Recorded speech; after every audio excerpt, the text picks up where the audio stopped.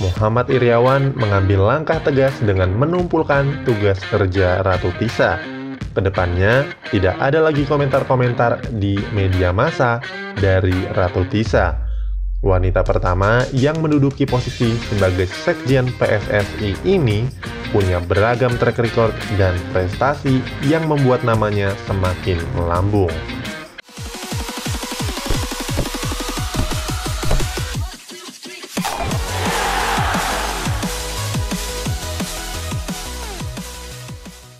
Ratu Tisa berhasil mendapatkan peran sebagai Sekjen PSSI ketika Edi Rahmayadi memimpin PSSI. Dia adalah garda terdepan dalam menjawab pertanyaan para wartawan. Sosok tenang yang selalu menyampaikan optimisme tentang sepak bola Indonesia.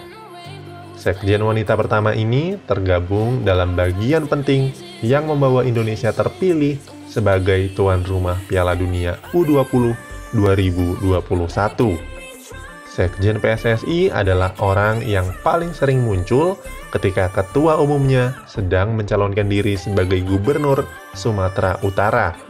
Di era tersebut, tidak jarang Ratu Tisa menjadi bulan-bulanan wartawan dan supporter karena terkesan melindungi ketua umum PSSI yang dianggap tidak becus dalam memimpin induk sepak bola Indonesia. Bukan hanya terpilih sebagai tuan rumah Piala Dunia U20, Tisa juga punya banyak program yang membuat Indonesia maju dalam urusan sepak bola. Dia mencanangkan semua klub Liga 1 wajib memiliki akademi yang dinamai Elite Pro Academy U16. Kini, Elite Pro Academy sudah memiliki 3 kelompok usia, yaitu U16, U18, dan U20. Sebagai perempuan pertama yang berhasil menjabat sebagai Sekjen PSSI, Ratu Tisa juga mencanangkan kompetisi sepak bola putri.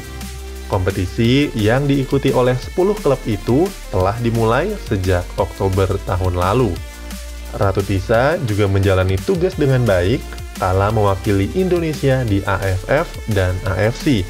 Dia adalah orang Indonesia pertama yang terpilih sebagai anggota komite kompetisi AFC. Komite yang hanya terdiri dari 18 orang terpilih di seluruh Asia. Bahkan pada Juni tahun lalu, dia terpilih sebagai wakil presiden AFF. Lagi-lagi, Ratu Tisa mencatatkan sejarah sebagai wanita pertama yang menjabat sebagai wakil presiden AFF.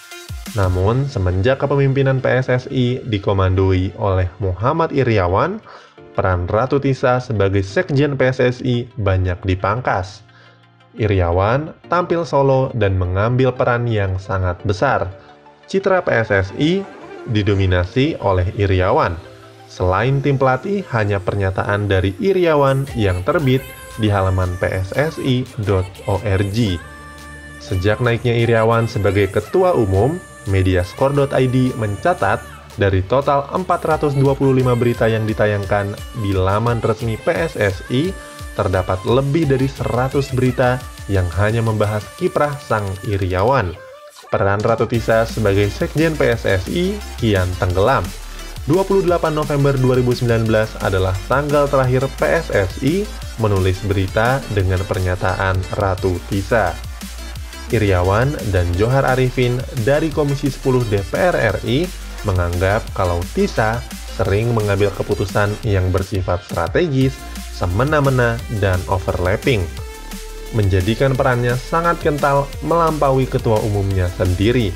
Padahal otoritas tertinggi tetap dipegang oleh sang ketua umum. Itulah kenapa Iryawan selalu mengambil bagian penting di media. Johar Arifin bukan nama baru di dalam sepak bola Indonesia. Rekam jejaknya menunjukkan kalau dia adalah ketua umum PSSI periode 2011-2015. Seperti diketahui, 2015 adalah tahun kelam bagi sepak bola Indonesia, di mana terjadi dualisme PSSI, dualisme kompetisi yang berujung pada dibekukannya PSSI dan sanksi FIFA. Lewat pernyataan di Instagramnya, Ratu Tisa menyampaikan surat mundurnya ke hadapan publik sepak bola. Dia menceritakan kenangannya selama berkarir di PSSI dan pesan untuk terus mendukung sepak bola Indonesia. Namun, dia tidak menyampaikan secara spesifik tentang mengapa dirinya mundur dari kepengurusan PSSI. Banyak dari penggemar sepak bola tanah air yang memberikan dukungan kepada Ratu Tisa melalui sosial media pribadinya, seperti memberikan komentar-komentar positif dan dukungan moral dengan tagar Save Ratu Tisa. Walaupun memang ada juga yang meremehkan kinerja dari Ratu Tisa. Totalitas dan ketulusan hati adalah sesuatu yang membuat dia dicintai publik sepak bola Indonesia. Dalam salah satu wawancara, Tisa bahkan lebih memilih Indonesia bermain di Piala Dunia daripada menikah.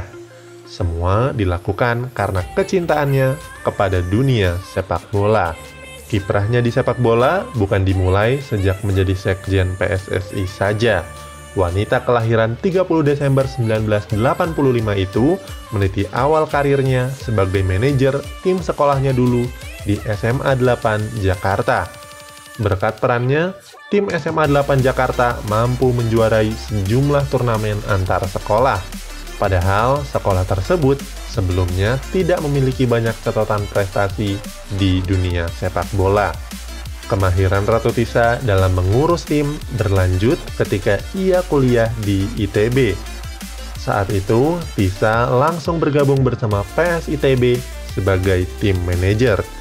Lulus pada tahun 2008, Tisa lantas membangun lab bola, yaitu bisnis yang menawarkan jasa analisa data olahraga, khususnya dunia sepak bola. Tisa kemudian mengikuti program master di FIFA selama 1,5 tahun. Program itu bukan program sembarangan.